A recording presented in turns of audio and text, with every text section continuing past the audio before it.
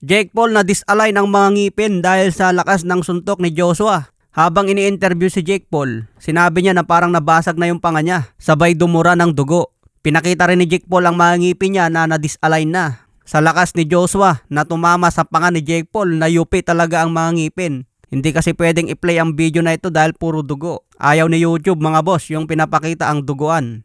Pero believe pa rin tayo sa pinakita ni Jake Paul. Hinarap niya talaga si Anthony Joshua kahit alam niya na sobrang dehado. Pero sinabi kasi ni Jake Paul bago ang laban, 6 rounds. Papatulugin daw niya si Anthony Joshua. Pakinggan nyo ito mga boss. Yeah, 5th, 6th round knockout. I'm putting him to sleep.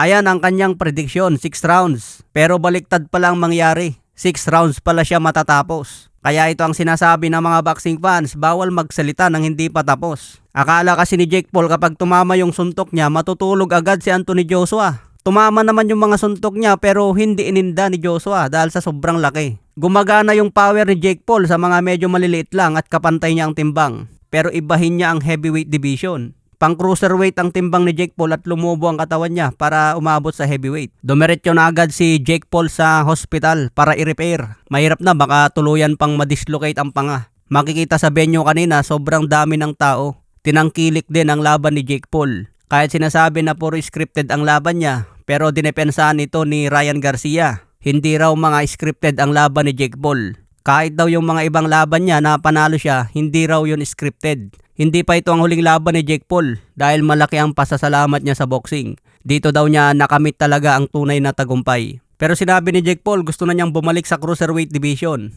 Nabasag man ang kanyang panga pero nakakabit pa rin daw ang kanyang puso at bayag. Kaya saludo talaga dito kay Jake Paul mga boss. Sinabi naman ni Anthony Joshua hindi naman ito yung best performance niya. Pinakita lang niya kay Jake Paul ang disiplina at tunay na laro sa boxing. Kaya hinahamon ngayon ni Anthony Joshua si Tyson Fury. Sa 2026, binabalak na ang laban na ito. Siguro dehado dito si Anthony Joshua laban kay Tyson Fury. Sa iba pang balita, sinabi ni Ryan Garcia sa live niya kanina, binanggit na interesado pa rin siya lumaban kay pambansang kamao Manny Pacquiao.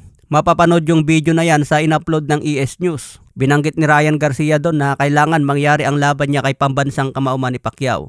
Abangan natin kung mananalo si Ryan Garcia kontra Mario Barrios ngayong February. Sinabi din ni Ryan Garcia kung natuloy lang daw ang laban ni Jake Paul kay Tank Davis, baka mas malala raw ang aabutin ni Jake Paul. Dito ako hindi sang-ayon kay Ryan Garcia. Dahil malayong mas magaan si Tank Davis kumpara kay Anthony Joshua. Kahit tamaan ni Tank Davis si Jake Paul, hindi yan agad matutulog. Hindi nga napatulog ni Tank Davis si Lamont Roach kahit tinatamaan niya ng solid. Paano na lang itong si Jake Paul na napakalaki. Napagod lang talaga itong si Jake Paul sa kakatakbo niya sa ring. Kaya hindi na niya nailaga ng pamatay na suntok ni Anthony Joshua. Okay mga boss, hanggang sa muli nating updates.